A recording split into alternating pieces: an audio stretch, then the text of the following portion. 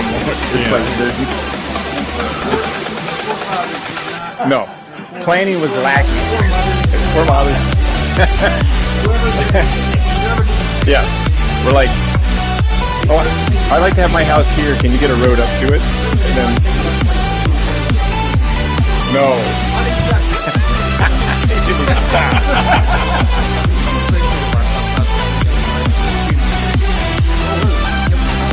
Way to go, Ron.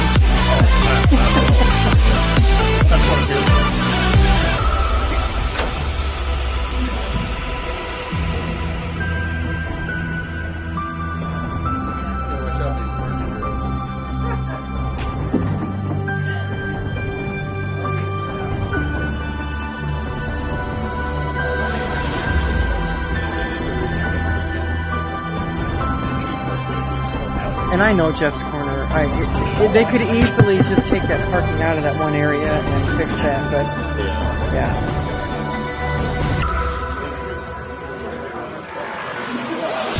Yeah.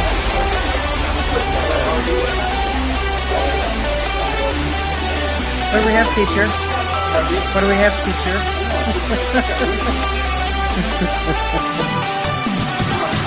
Thank you.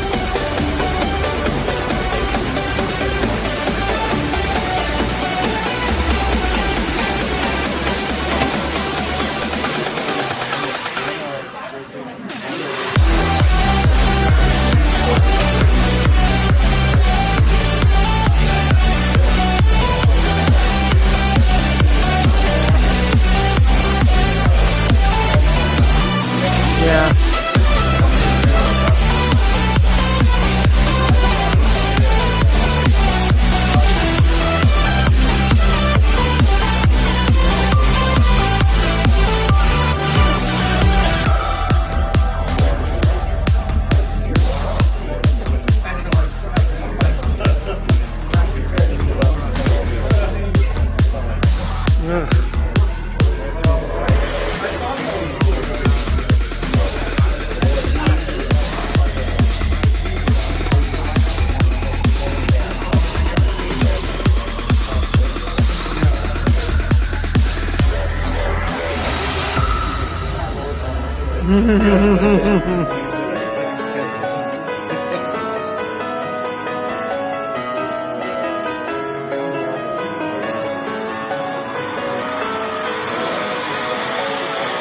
Yeah, he was a little bit older than I was.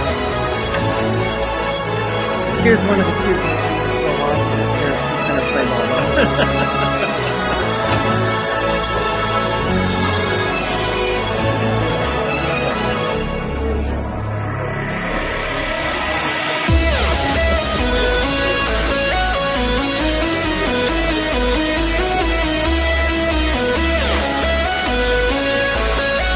You were probably the only one that was married.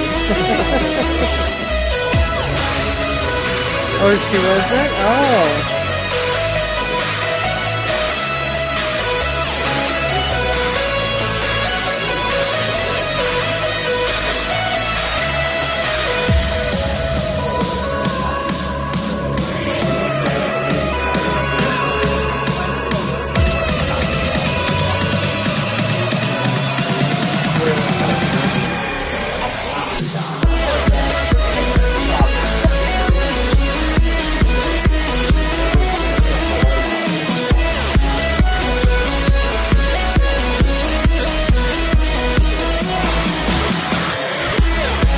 Steven, are you ready to roll? One and Brian. Oh, okay. Good to go? You got everybody? Okay. We'll call to order the regular committee of the whole meeting. Can we please begin with roll call? Councilmember Shemmers. Here. Witt. Here. Davis. Here. Ogren. Here. Mussman. Here. Kearns. Here. All right. Our first item would be our Synergy Mayor's Youth Commission update. Miss Hillary Burken. Thank you, Your Honor. So my name is Hillary Burken. I'm a senior at Clinton High School, and I'm a member of our Synergy program. So basically what Synergy is we teach students who are members of the Clinton Community School District real life skills that they can use in the workplace. So basically we do this by working with different business partners and completing projects that we feel will benefit the community. So one that I'm currently working on is the Mayor's Youth Commission. So Mr. Madison had brought it up that the Mayor's Youth Commission has not been in full effect for the past several years, and he wanted Synergy's help with bringing it back into swing. So basically the Mayor's Youth Commission is a group of high school and middle school age students who would meet up and do small projects that would benefit the community greatly. The way that I have designed it now is to do that as well as give you guys as part of the council a look at the community from the eyes of a high school age student, which is something that you guys don't really get usually is the opinion of teenagers of what they think. So I drafted a rough constitution. It's a rough draft, so if you guys have any questions or comments. Are you talking about off-street parking? Absolutely, Mr. Brooks, thank you. Basically, this is a completely rough draft of how I feel the commission should be run, what goals they should aim to achieve, and what kind of people we're looking for. So this would be a test launch is what we'll say. We would start strictly with one group that is high school age students to just test and see if this is something that would in fact benefit the students and the city of Clinton with. So do you guys have any questions, comments, concerns about any of this? Real quick, I want to thank you and all the Synergy group for the hard work on this. So Councilmember Ober and I have been talking about this for 2 years now, since we both came on board, getting this back in full force. And I thought, like Hillary said, what better place to go to than the actual high school kids that are be involved here. And just to reiterate what Hillary said, we decided that it's probably good to start with just the high school, and the commission looks for 11 individuals, so we'll be recruiting hard to get that. We want to run through at least a year or so with the high school and refine it and make sure that we're successful and we do everything correctly before we kind of roll into the middle school. We don't want to take on the whole gamut right off the bat and then fail miserably or anything like that. So this here, a lot of her constitution, if you guys have read through it, it incorporates all the stuff that's in our ordinance, and then it also has a lot of other guidelines that I think is important for the high school kids as they're getting onto a group like this. It gives them a little bit of structure. It gives them a little bit of this is what we expect out of you. This is what you need to follow. And if the kids are up to it, then they'll apply and they'll go through the same process that you do for every other board or commission. They'll submit the application to myself or to the city clerk. It'll go to the advisory appointments committee. Greg's on the advisory appointments committee with me as well. We put Greg as the liaison to the youth commission because he has a lot of experience in this realm back when the commission was being used.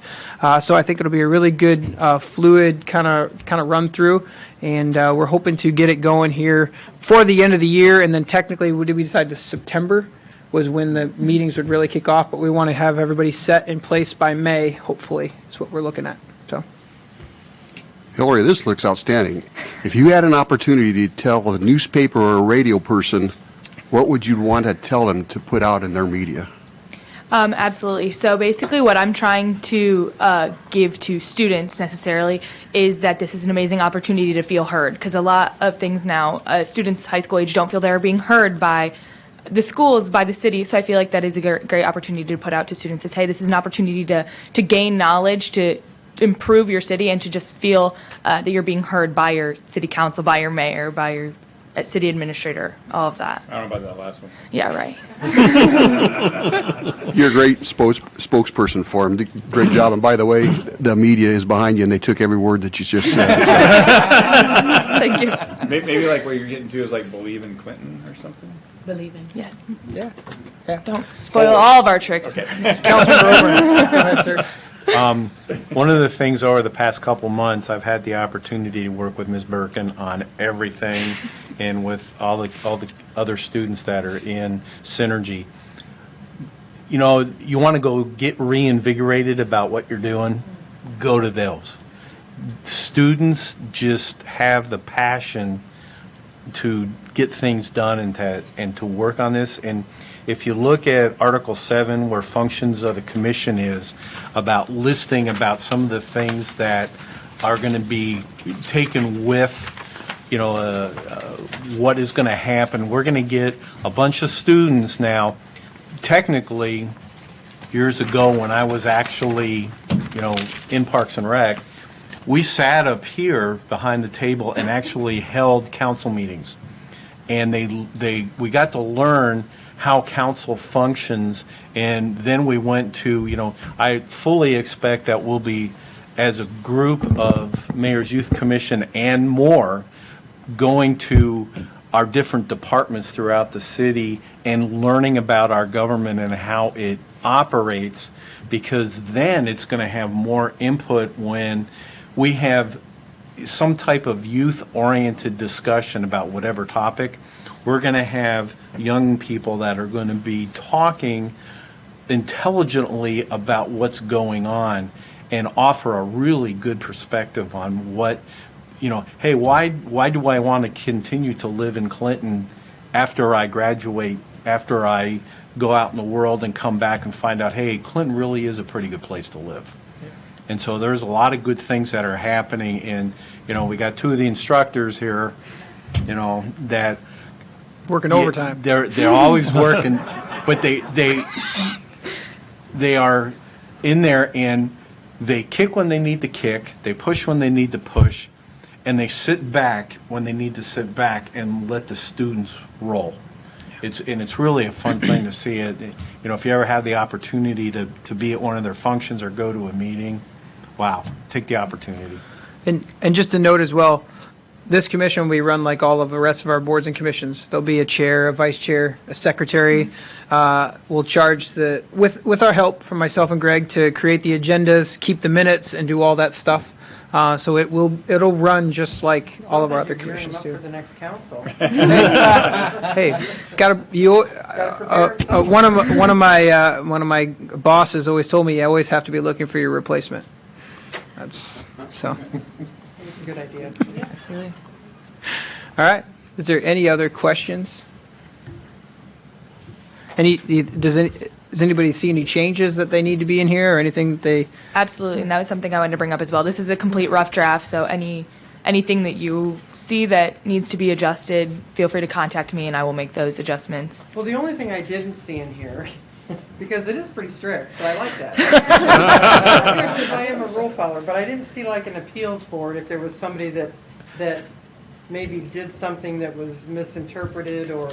It showed up too late. Did I miss it? Because I have a portion showing up too late. I have a portion on that. But I do have, I just have to find it because there's about 1.5 million of these. 3 tardies result in unexcused absence. I do have a portion on engaging with, I know at Clinton High School we use code of conduct as our guidelines for all athletes and members of activities. So and I'm aware that there's one like that at Prince of Peace. Mm-hmm. So I said simply that they needed to follow the guidelines that are given forth for any extracurricular activities by their school. Okay. Because obviously it's open up to anyone who attends any high school who resides within the city limits. Sure.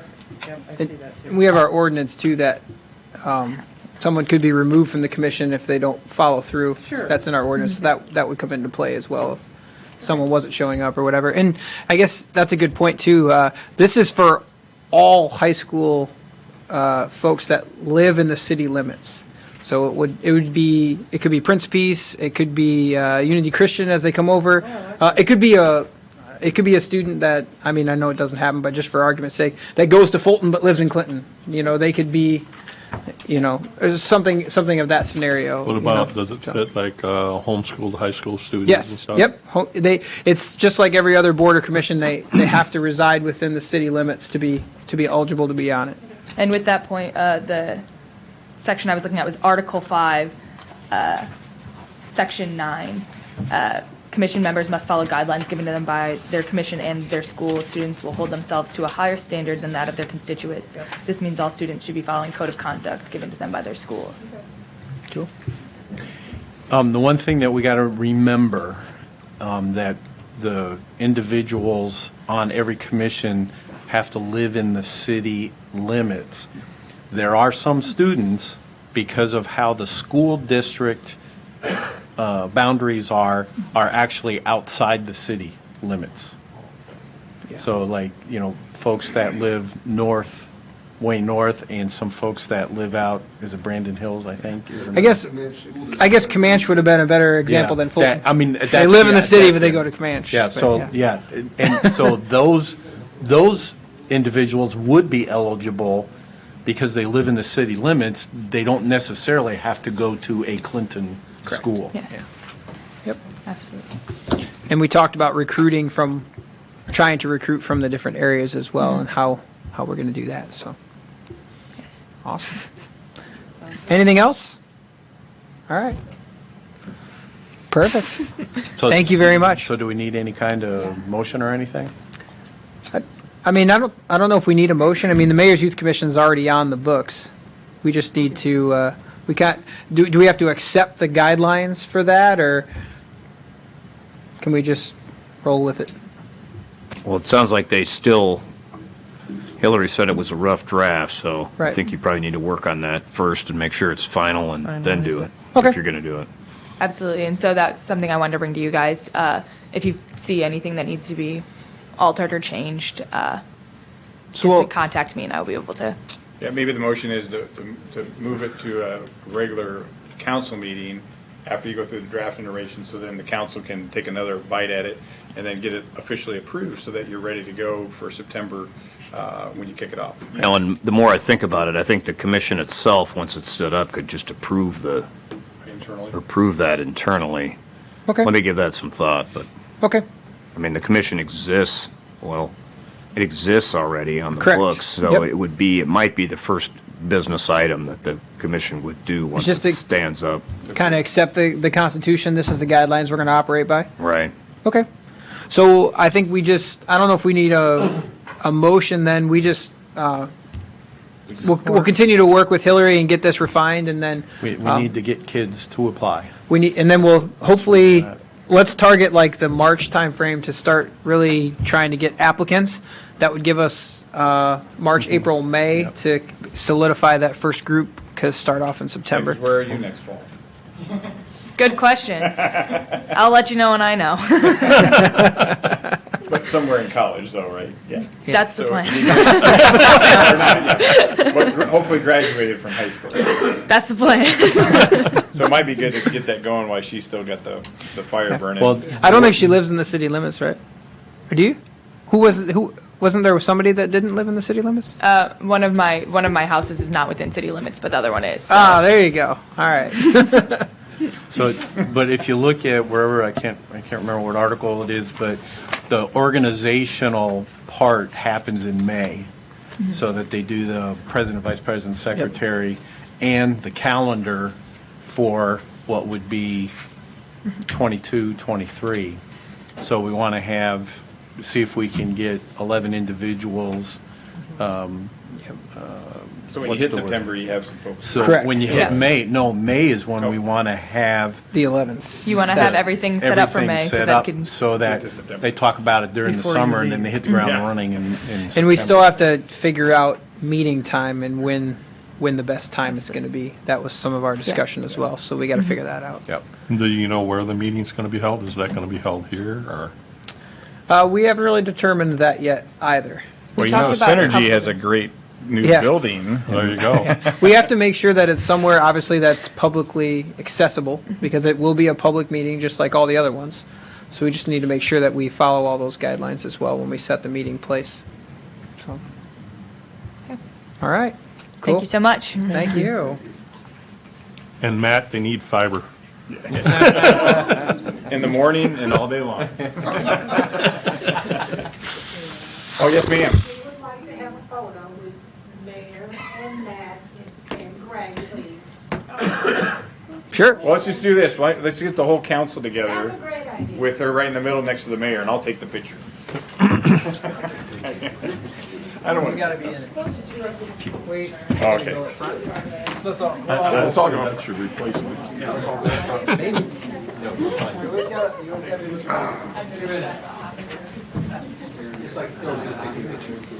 Yeah, I got you. You gotta be in it. Okay, fine.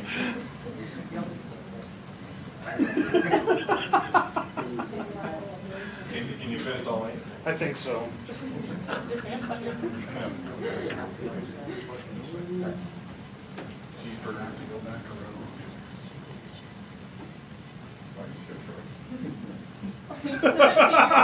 Wow! Thank you. 37 years old, come on.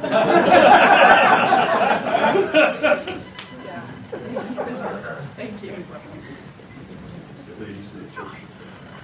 Of course. And I'm going. I'm a lady. Pat, are you gonna want a picture with us all too? I think I will. I don't want to be left out, man. I know. All right. We're going to slide the Lyons business to the next meeting. We've been here too long. No. Go on up, guys. Get after it, Matt. Dad. Whoa, you're not the spokesman? Dad's on it. I thought you were the Well, I'm spokesman. going to talk. Don't worry about it. Well, I figured I'll be it's, totally quiet. I figured you'd talk. Wait, I thought he got the 3-minute limit. Yeah. Yes, exactly. That's a good That's right, idea. that's what I want. I better back off a little bit. We brought Pat just in case we need him. All right. All right. Hi. Hello, everybody. For those that don't know me, my name is Chad Jensen, and I run the bicycle station in Jensen Oil Company up in Main Avenue. And I'm also the president of the Lyons Business and Professional Association.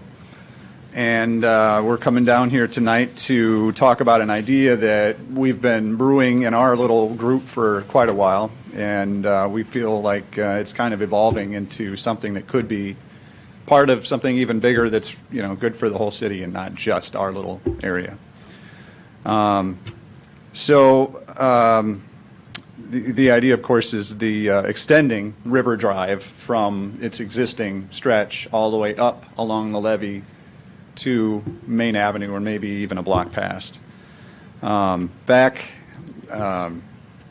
in the history, in 1891, there was the bridge that came into Clinton came into Main Avenue, and was part of the reason why Main Avenue was such a thriving district. In the 70s, the new bridge was built, kind of moved south a little bit, and left part of our district kind of abandoned. So it hasn't thrived as well as some other parts of the city have. And this idea, we feel, is going to kind of help rectify that.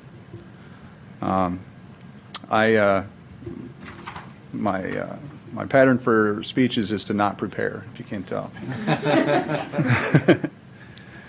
So we're talking about development that could include, city amenities, private development, just anything that can kind of help. It can help our city utilizing the riverfront that really isn't being utilized in any method at all right now. So the idea is, and I think there's some visual aids here that can help us out, but we really want to, we really want to run the road along where the bike path, the existing bike path, runs right now, right out onto Joyce's Island and alongside of Willow Island, and then comes all the way up past Main Avenue. It would take the levee that we have and make it wider so that we can build the roadway on top of it. And in our vision, it would be something similar to what exists on the existing Riverfront Drive. You know, a bike path on one side, sidewalk on the other, park benches, just a nice, beautiful parkway that takes advantage of the view up on the north end, which includes, the Lock and Dam and the windmill across the river. So let me take a look at my notes here. The road itself would basically be a method to access these areas. So without any access, it's hard to develop. But we have ideas that could develop Willow Island for camping, parkland. The slough, Joyce's Slough, could be developed for additional marina use. Plus, Areas farther north, there could be, more room for private development, hotels, breweries, restaurants, and parks and other attractions, really. Let's see. We have, been thinking about this for quite a while, and we have some ideas in our own head, but we feel like getting this project, or bringing it all to you, is a good way to kind of expand on it. And maybe there's some ideas out there that we haven't even thought of yet.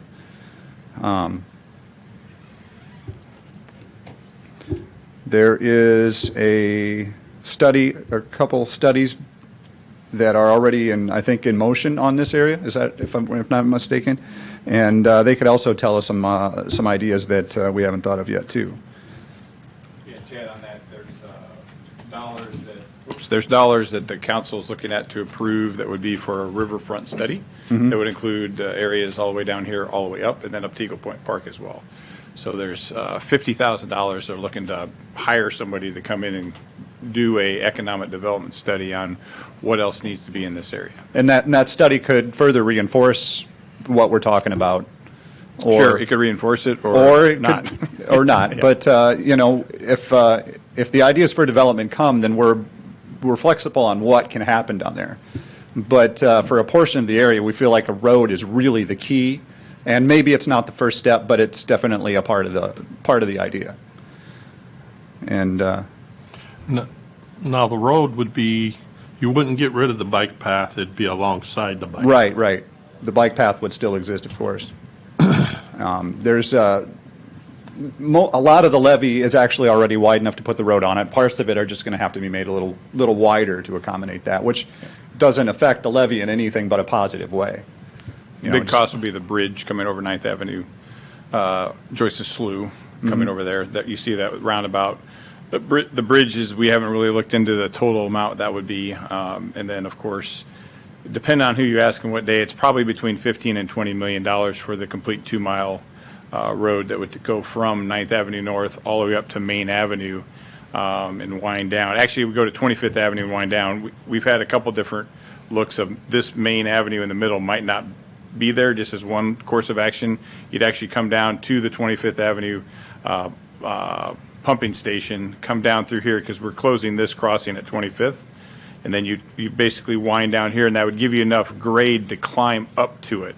Because how this is marked out here, if you just come off of Main, it's too steep to come up and then shoot up onto the levee. You need more grade further distance back. So we talked about off of McKinley here, you'd actually start to climb to get up to the dike because you want to maximize the full use of the levee on top of it. Yeah, similar to the way 6th Avenue comes up on the levee now. It has a little bit of a runway up to it. Yep. About almost one full block. So. Okay. So basically what we're asking for, first of all, we want to let everybody know that this is an idea that we're talking about.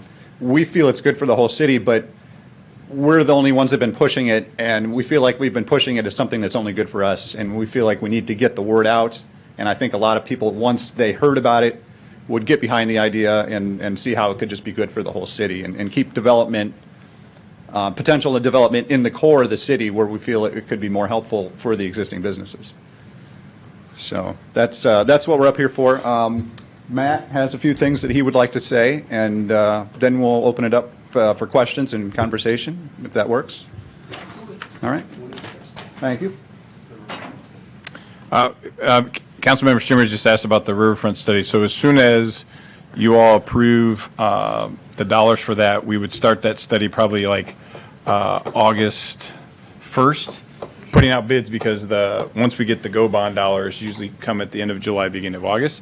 So we probably put the bid out in July to see what most likely engineering folks, developers would then come to the plate to put their bids in for that. And maybe we could say, 3 to 4 months completed before fall is completed. Might be aggressive, but might be good to look at and see what they can come up with. So,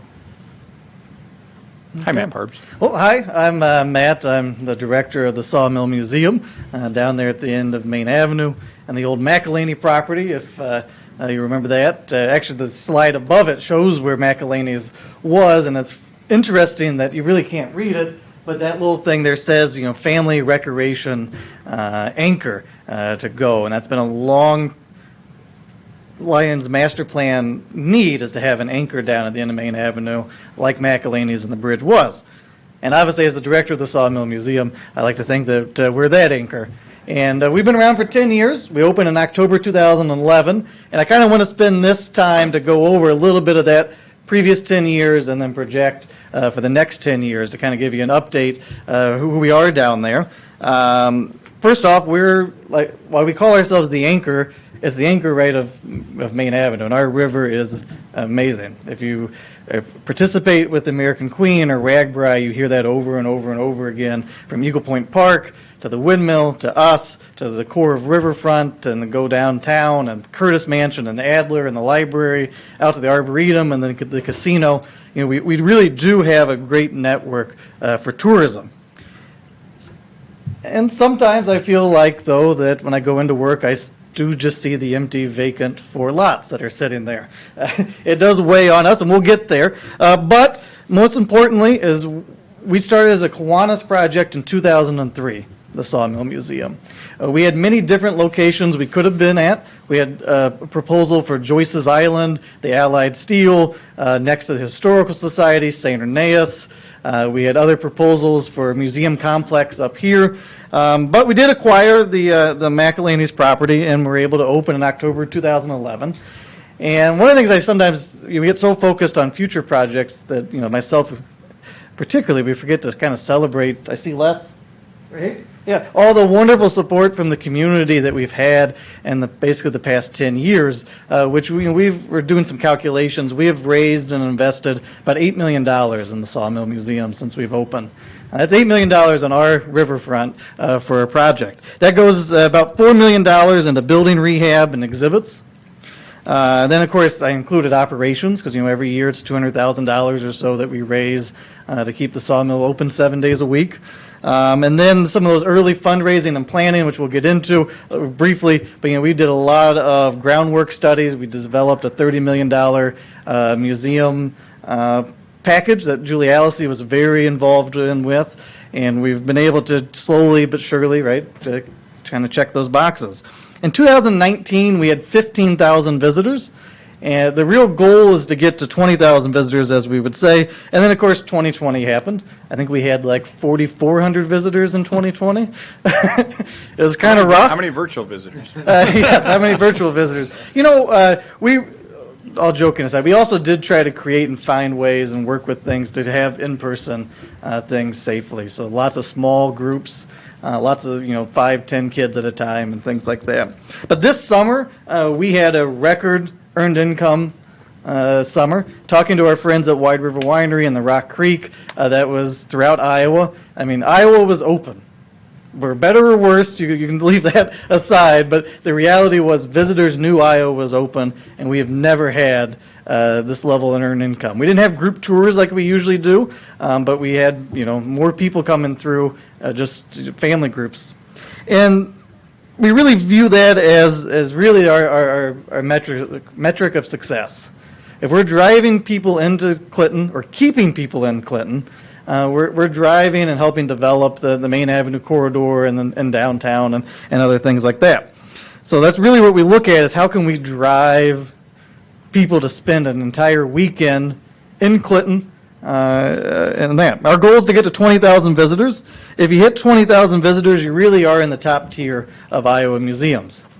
Now, to be fair, most of those museums that get above 20,000, you can put an extra 0 behind, because they're 200,000 plus. But there's a really sweet little spot that if you're between 20 and 40,000, you're a really good small museum in Iowa. In fact, one of our early studies from Consult Econ in 2009 kind of laid all that out. If we built the $30 million complex, we would peak out at 60,000 visitors and then have a steady 30,000, 40,000 visitor a year kind of trend for 10, 20 years. That Consult Econ study, funded by CCDA, it is the most eye-opening, accurate study that we rely on. Basically, we focused on tier 1, 30 minutes or within, to build that 10,000.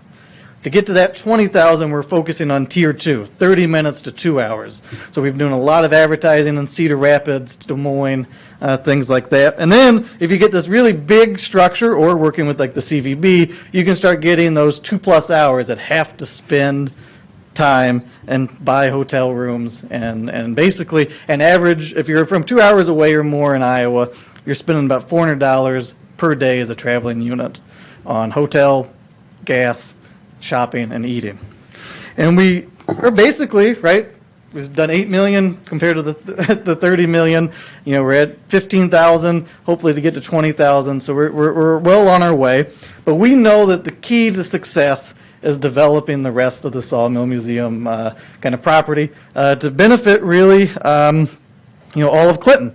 And so, we have a board member right now looking at a boardwalk. We have board members looking at brew pubs. We've had the University of Iowa do some looking into a big event center that's 2 stories, amphitheater. We've held focus groups and brought people into the museum. Before COVID, that was a big strategy. We had some really good, awesome focus groups.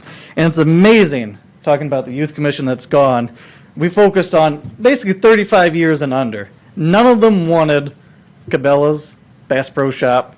They wanted a place that they can bring their family, sit outside, drink a beer, have their kids play, small, local shops. They wanted that real, authentic Clinton character. They didn't care about, some big realtor or retailer that was down there. And so we've taken that into heart. Basically our goal, of course, is to drive jobs in Clinton and kind of creating this kind of expansion effect. So in this picture or other pictures, whether they come to fruition or not, we have, brew pub, ag museum, museum expansion, kind of a communal space. Still got to keep some festival space. Ideally see up Main Avenue. We already have 4 new businesses that have invested in Main Avenue to try to create, actually one might be here tomorrow night, I think, talking about facade improvement grants and things like that. We see all this coming together. We've done some fundraising. We meet Thursday to talk about what is the next big, kind of step.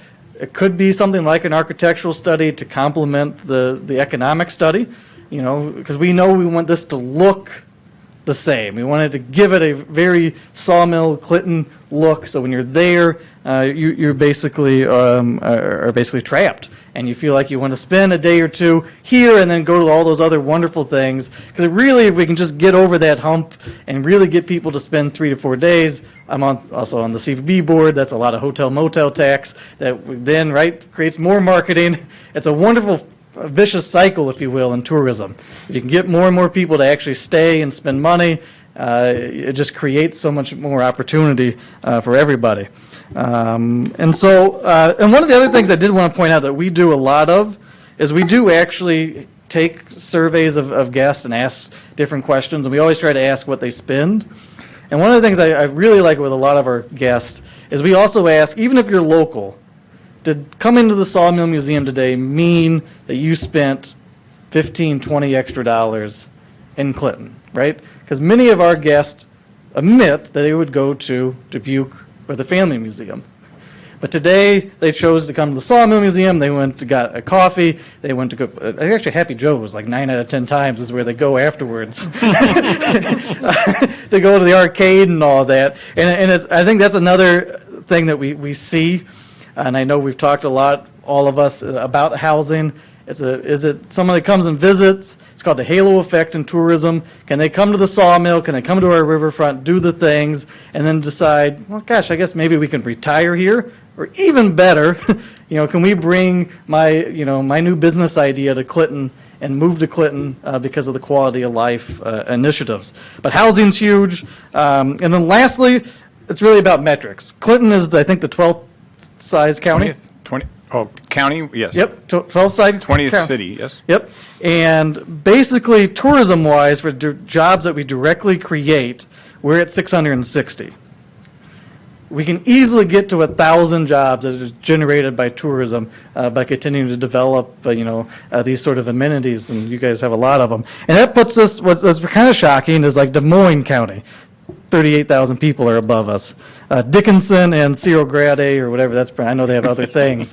But, there are smaller counties, and we really, I take a look at that metric a lot, look at the hotel motel tax and what we're creating in sales tax and the jobs that are directly and indirectly created by tourism. And what's been really cool, and got to give a shout out to everybody, all the past CVB workers. When I started here 8 years ago, we were 20th and things like that. Edith used to shake her hand and say, oh, we should be so much better. And we are. Once again, I think that you guys have done a great job talking about that too, is stopping that population trend, stopping those different things. And we've seen tourism grow. We at the museum witness it every day.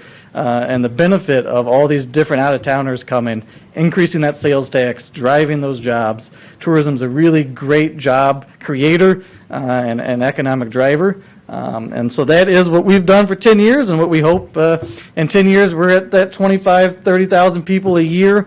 And we're at that $1,000 or 1,000 jobs directly related to tourism.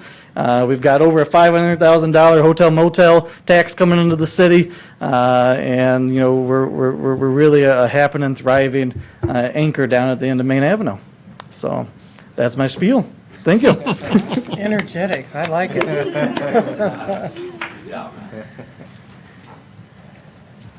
All right, so I guess the point we're at now is if there's any questions or anybody want to talk about anything? Have you moved the covered market for the farmer's market down here, man? What's going on? Nice. That development in the corner is like a amphitheater.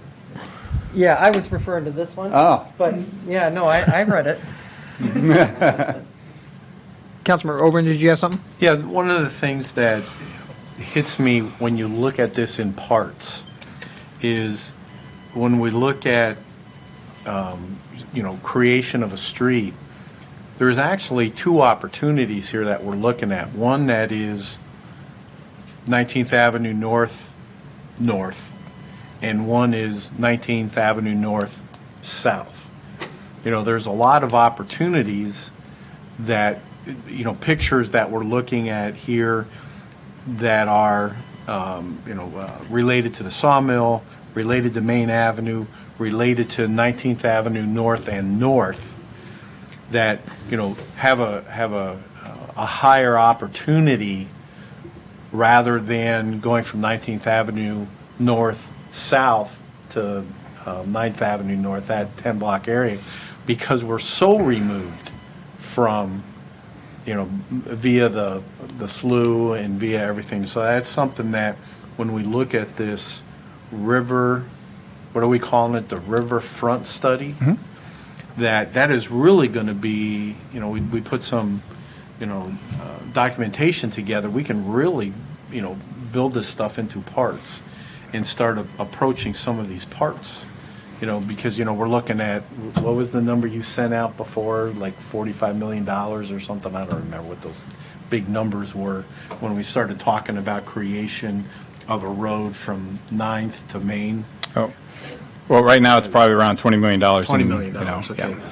So, so that's a pretty big number for us to swallow. But if we can, break it into parts, But you're not swallowing it all, Greg.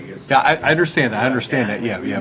What we're asking for is to get the opportunity to get the thing rolling, i.e. bluff manufacturing. Yep. Next one on the table. Exactly. Apply for the grants. Riverfront Drive. Start getting after stuff. Yeah. That's what we're saying. Yep. And like what you said, the one side of the thing could be more like public amenities. Right. And the other side could be open for more commercial development. Yep. And that's, the view is really what could decide that. But if you include Willow Island in that, you still have an amazing view out there too. Yeah, the tough part and what Chad and Matt and I discussed was, our last 10 roads have all been done by developers. Okay? Not by the city. Manufacturing in Bluff has 160 businesses and workers, over 3,000 workers in that corridor that we're restructuring that whole piece. And we're putting 15 million in, but we're also getting 15 from the federal and 7.2 million from the state.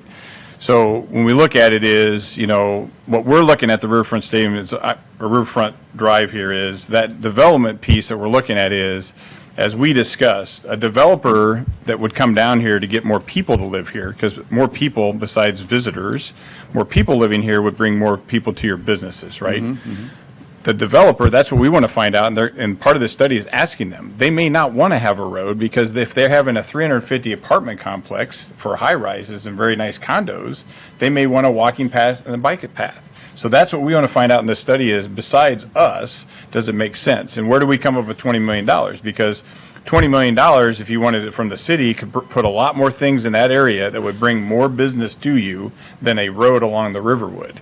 And that's what we want to disprove or prove in the study. Absolutely. That's, You know, and we we're talked not about- necessarily opposed to that if the development comes. Yep, and we talked about Miller Ridge, and I just got done talking to Chris Canoyer, who said, you know, Brenda gave her a call and asked for some money. That's great, but I talked to her about, I'd rather see, this is my opinion, Miller Ridge completely gutted and nice brand new homes built there, because now you got people that are walking down to your business or riding their bike. Same thing. So it's really, we want to know from an economic development standpoint, and when I first saw this, I would kind of question, like, you know, we kind of have a band shell, and are we recreating that? But all those 10 roads that we're going in, let's talk about the Rail Park Road. It's going to be a brand new road that 60% is going to be paid for Iowa and 40% by the developer. That's because they're doing a $600 million project. They're bringing in 45 high-quality jobs to be able to get that 60-40 split.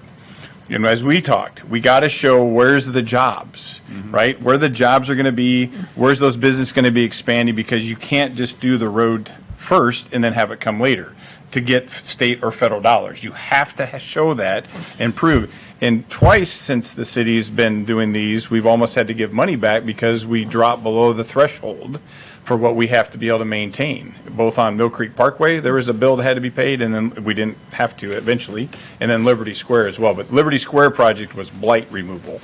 So it's very difficult, and being the one and only Iowa city that got the raise grant this year, it's going to get tougher and tougher, even though I know there's monies out there. So, but I really think a third party outside of the council and you guys to take a look at this holistically to bring those facts back would, because I just feel like we got the same record playing over and over and over. It's got to be a road, got to be a road. And I don't think that's the solution to seeing Lyons bloom and grow. I think it's more businesses that come in there, specific ones. The mayor and I spent some time with CRDC today on talking retail strategies and looking at a group that we're going to bring back to the council that would talk about what are we missing? What do we need to have here and where? And not have it predicated because someone owns a piece of ground and they're selling it, but it's because it's the right thing for the entire city to bring that business here to be able to help. And so, and I think that, taken in consideration what Matt mentioned about the kids, I think that's brilliant. They've always told me, I've been here 5 years, and we had a youth commission person sit when I was actually hired. Rhonda McIntyre's daughter was actually on that youth commission that was part of the hiring process for the city administrator. Same thing they said is they have nowhere to go that they can call their own and hang out, you know, and I don't know that many entrepreneurs out there to sit around, hey, let's get, you know, some areas where kids can come in and they can let, you know, kind of be themselves, maintain, but they can have stuff to do versus just driving up and down the road. So I don't know, I just look at it as, I know you guys have been so focused on this, and I think you're thinking the savior is the road, but I don't think that's true. I'd just like to find out with a third party, though, to be able to tell us that, because I think if you build it, it will come, not the road. You build the economic development, and you build that stuff here because, you know, you talk about doing something in Willow. Well, they had a beach years ago, but that doesn't bring any revenue streams, right? And I'm glad that the nonprofit Sawmill is there, but that doesn't bring any property taxes, right? So how do we actually develop that to benefit the whole entire city? Is that, I think that will be helpful with the study that's going to get done. And we don't disagree with any of that at all. Although I do believe it would be hard to get a developer to pay for a bridge across the slough. That might be one of the pieces that the city has to put in and get perhaps primed for the development further down for someone else to pay further. But that's just, like I said, our thought. The study might tell us a lot more. We're looking forward to learning. Yep. And we just don't want to not do anything because that hasn't worked. Yep. When did you say the study was going to start? Well, we got to have you approve the funding first, which you're going to do here shortly, and then the bond would come about 1 August. So I think we could bid it out in July to bid out who's going to do the study. Yep, 50 grand. Yep, yes, ma'am. Spot on. Is there any other questions or comments? One of the things, back to the road that runs, that's the road you want to put in along the bike path and all that. What do you say to the people that would be opposed to that because that would take away, they said it'd be unsafe for them to be out there along with the vehicles? I've heard a few people say they were opposed. Safety, we feel, would actually be increased because now it has the potential to be patrolled much more regularly, like the riverfront drive we have now. There would be constant traffic, if not patrolmen, being able to go down there and keep an eye on everything. Right now, it's sort of no man's land when you're down there by yourself. And a lot of people, even with the addition of the lighting that we've added a few years ago, just still don't feel safe down there at night. The complaint I have heard personally is that they enjoy the peace and quiet that they have in that stretch. But I also feel like there are other places in this town that they could either get it now or we could give that to them. In the event that the study shows that the road's not really needed to grow your area for the whole city, would you be willing to forego the road? If there's another path that leads to development in Lyons and Clinton, we definitely wouldn't be opposed to that.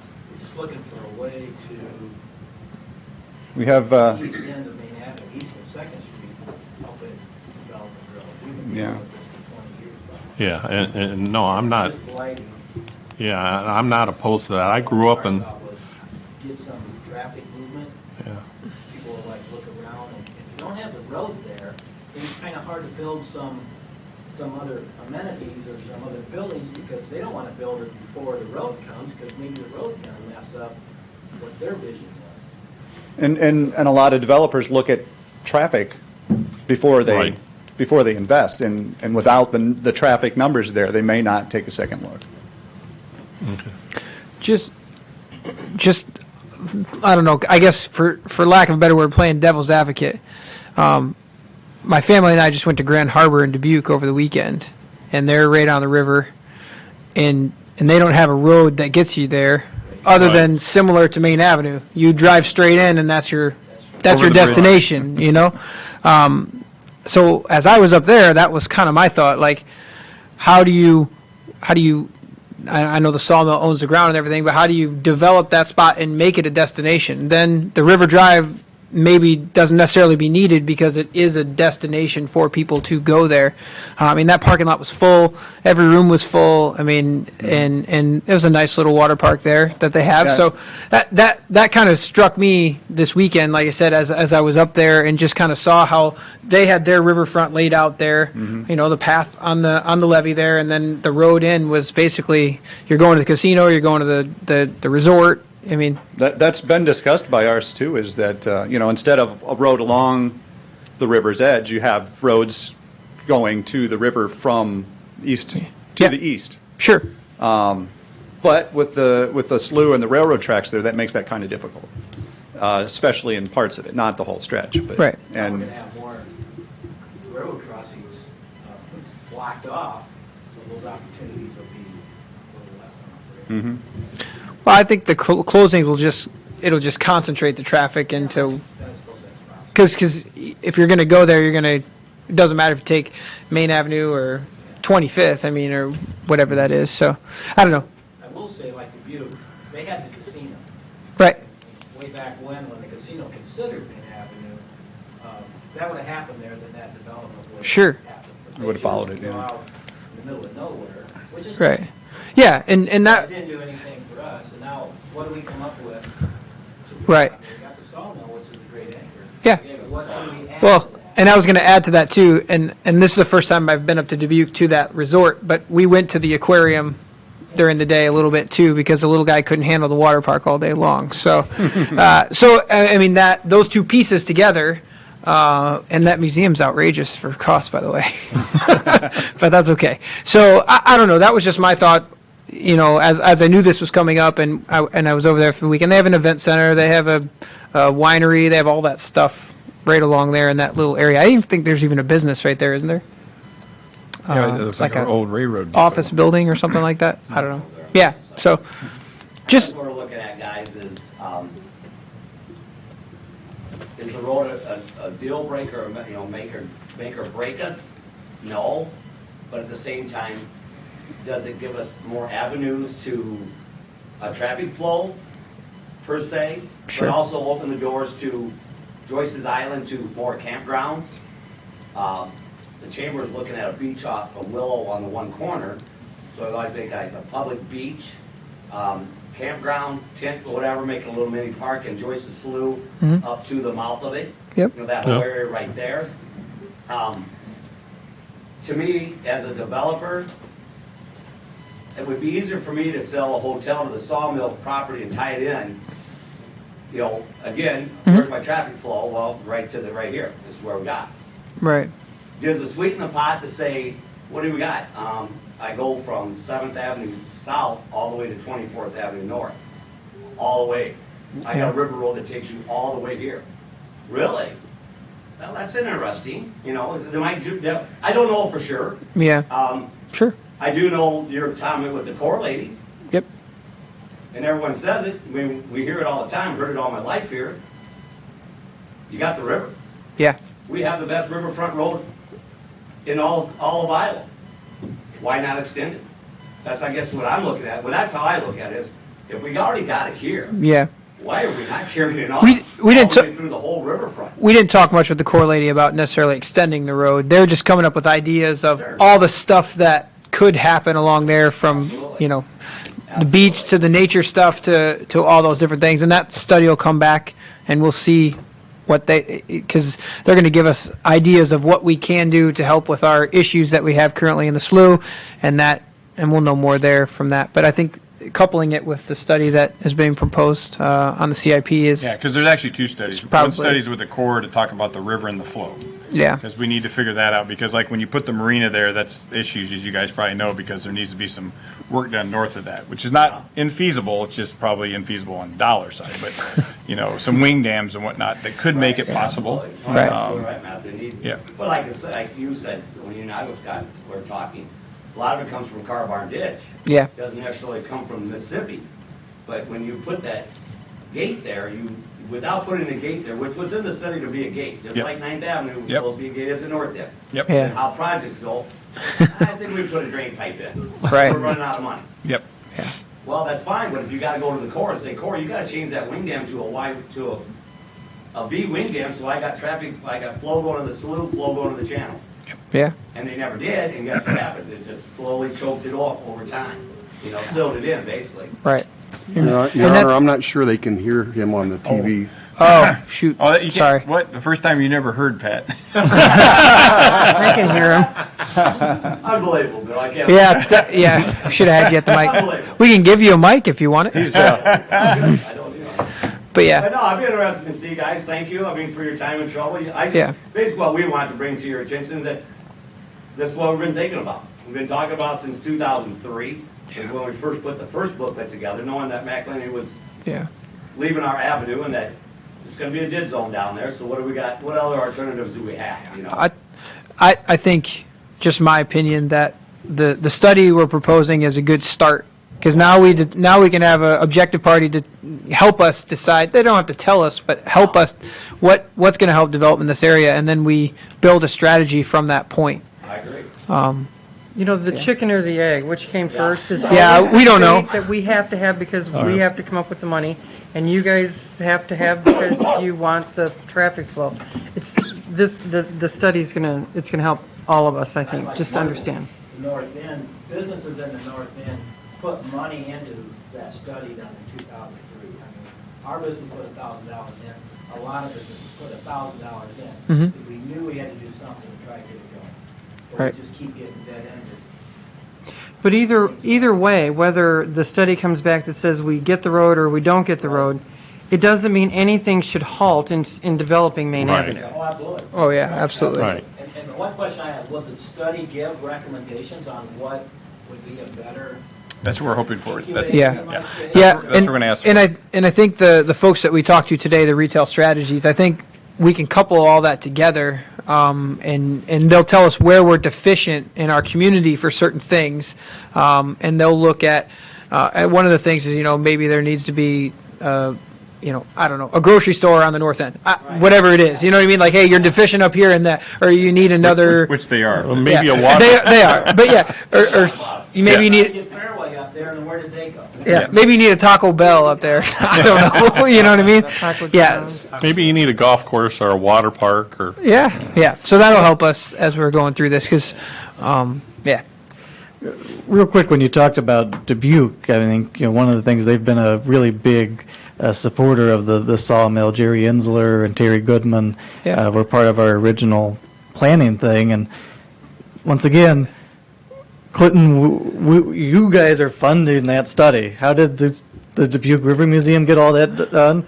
The newspaper publisher left $1 million, who was the president of the board, to do all of this, was to do all the background work, to get all the economic studies done. So when Vision Iowa came out, they had the the things already done because they had private money basically to say, to go do that. And so we too look forward to, that's our thing, is what is really outside of museum expansion, what is really the best piece to go in let's say the other 3 quads. We obviously know we need more museum space, but what is going to be the biggest bang for our property to really benefit everything, and then how does that fit into the master plan of that? So we're really excited to kind of get that feedback, because like I said, we've done some of this is done by Estes, just thrown together by them.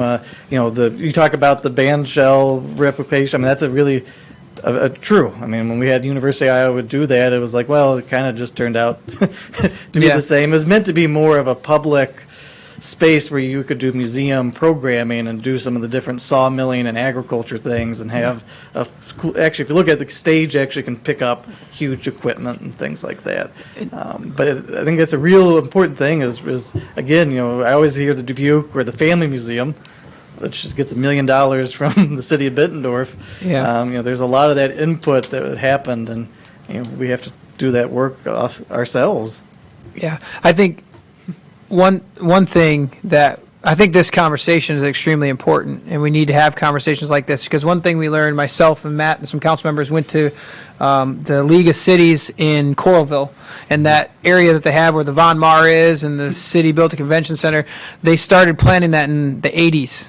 And it's now, 40 years later, boom. It's beautiful. So I think these conversations are important, and the study's important, because now it's, setting us up for the future. Like, how do we get to this point? What do we got to do to get started? And Terry Goodman will say, OPM, owe the people's money, not taxpayer that's already here, or the city dollars. And that's very important, because she was on the cutting edge of writing the first grant for Brownfield to get the money from the federal government to be able to do what they did on the riverfront, which, oh, by the way, was the same type of allied steel facility, but they were able to build on Brownfield.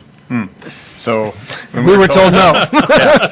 So, but I think it's also, as you guys know too, we had a long conversation a couple weeks ago, but there's so many things that the council's focused on to get fixed, and we're spending so much time, you talk about history, but we're spending so much time on past history of not getting anything done that makes it very difficult to do something of this scale when we have all this other things we're trying to catch up to do. So how do we do that, and how do we leverage? And when I bring up a developer, I think we got to try that avenue, because maybe a developer is worth to do that. I don't know if it's a hotel that cuts it. Maybe it's a ginormous hotel like a Wolf Lodge type thing. You got to go big, because otherwise they're not going to bring the dollars to do that, because the bigger they go and the more money they spend in it, then we can rebate those dollars back to them for maybe assisting us in building the road. Bridge, probably you're right, Chad, on the bridge side it might be tough unless something with pilings, like we talked about before, like a whole nature preserve where you could walk through with, people probably listening right now have no clue what you can see there. When we went, when you go out there, it'd be very similar to what we saw in Coralville, where they have walking areas that you can see through the water, but you could walk all through there no matter if the river's high or low, and then you could have like a nature thing out there, and you could have other things that people actually put money into that hire workers that then people want to go to. And I think that's the challenge. Yeah, you're talking about the landing. That's actually pretty awesome. Yeah. Yes. Totally awesome. We'd love to see that. Yeah. Yeah. Ron and I ran on the thing in the back there that connects to the bike path. Wow, Ron and I ran. We got the T-shirts to prove it. I struggled. He made it. Yeah. But that was a nice run along the river. Yeah. And that was all a dump. Oh, was it? Yep. Yeah. Oh. No, I'm all forward doing something. I grew up in that area, and I'd like to see it be developed and grow, and that something for better quality of life for our citizens. Yeah. Yeah, I mean, realistically, everything's on the table. We just set a start. Like you said, you're interested in learning. I think we are too. Right. Learning, You know, planting and seeds, and then going. We've always been told that we need projects on the shelf. Correct. And we feel like this was a good project to put on the shelf, and maybe if not this one, then right now we don't have any on the shelf. The last one that was on the shelf got funded, which is wonderful, but. Yeah. So let's put another one on the shelf. Or many on the shelf. Yeah, absolutely. Well, I'd ask Pat straight up. So say the council magically had $20 million right here. Would you put a ultimate sports complex there, or would you build a road? He'd build the road. It was me, I'd build the road. That's what I do. I'd build the road. Do I like the sports complex? Love the idea. So you'd forego jobs, you'd forego activities, you'd forego all the traffic that would come down there. Road, man, I will create jobs. Don't you worry about that. I will create jobs. And I will take money away from Illinois. I think Eric Van Lacker said, why does Iowa focus on Des Moines, Clive, West Des Moines, the whole middle of the state? And we should be focusing on the edges of the state. Yeah, we don't, Pat. Because Illinois, guess what? We don't, Illinois, Pat. Wisconsin, Nebraska money. We don't do that. The representatives and the senator and all those elected officials do. Yes, because they're trying to kill rural. That's my public announcement for that. That's going to be a headline. They will 6-lane 80 before we. No, I know. With electrical, six-lane with before we electrical get charging 30 up. stations, so that no one can stop in Iowa. They'll just go right through Yikes. before we can get 4 lanes on 30. I know. Unbelievable. Unbelievable. All right. Yeah. Any- No, I mean, sports complex, like the idea. But No, I'm build ju- the road first, I'm ju- build the road first. There's going to be a lot of people coming to a sports complex. I would always say this. Are those The only two things reason I funded say that- similarly? Matt, the only reason I say that is, if everyone's here, everyone that's born and raised in this city has always heard it. What's the best riverfront? Who's got the best riverfront? Clinton. The whole state of Iowa. Who's got the best riverfront? Dubuque, We don't no, go- Dubuque, we don't go all how right, many cities- Davenport will say they do until it floods. They don't have what we Because you have can over see right to the river, they tell me. there. Again, this is- Didn't see the river coming at you, too. Just see the river in the back see it in right the I morning. shouldn't say that. All right. No, I don't know. That's me. No, when we do the study, we'll have all gloves off. We're going to have whoever we get is going to work with a lot of small groups that they can actually talk to and go through there. It's just not going to be them in a vortex of creating what it's going to be. We want to be able to talk to you guys. We want to be able to talk to downtown Karen and the folks down here all on the river. And then they can put in their flux capacitor and say, hey, because really what we need is after that study's done is, okay, how do we then go entice developers to come here? Absolutely. And then be able to show high quality jobs, to be able to then reach out, because like I said, RISE grants, you got to have the jobs. Yeah. So then how do we get money from the state of Iowa to be able to put in there? Well, even the raise grant, you had to have jobs. Yes. I mean, that was Yeah. all a portion I of it, mean, too. and for the manufacturing bluff, that was Jason storing $7.2 million up over several years to get that Iowa match for that. So it's got to be, and I know you guys get tired of hearing this, but we have 141 miles of roads.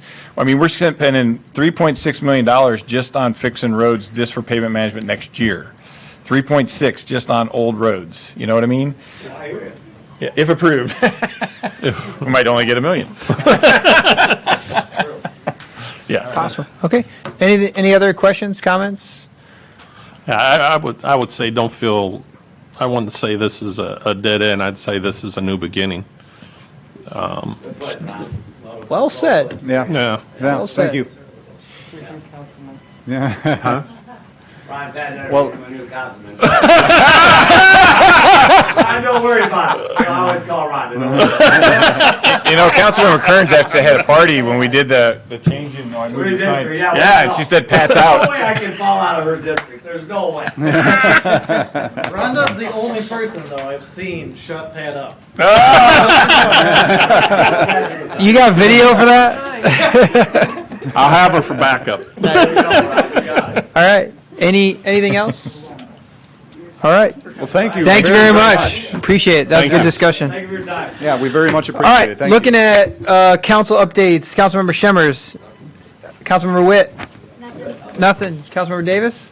Councilmember Oberon. I'm going to Councilmember Russell. Councilmember Mussman. As Commander of the American Legion, I'd like to congratulate one of our firefighters who were chosen as Firefighter of the Year for the state by the American Legion. Joe should be proud of himself. He's the second year running. He's had a firefighter take state. Wow. So, and Nice. then Law Enforcement Officer of the Year. His name is Scott Rayon, Sergeant Jeffrey Scott Rayon, with the County Sheriff's Department. He got Law Enforcement of the Year. And he Awesome. lives in Clinton. And he lives in Clinton, so We swept. Nice. we've done well. Good. It's always nice to recognize more- our frontline folks. One more thing, I want to say happy birthday to my wife. Ah, very nice. Nice. You checked all the All boxes. good? All good. All right, Councilmember Kearns. All right, we are adjourned. Okay, get ready for the next one. Sir Pat.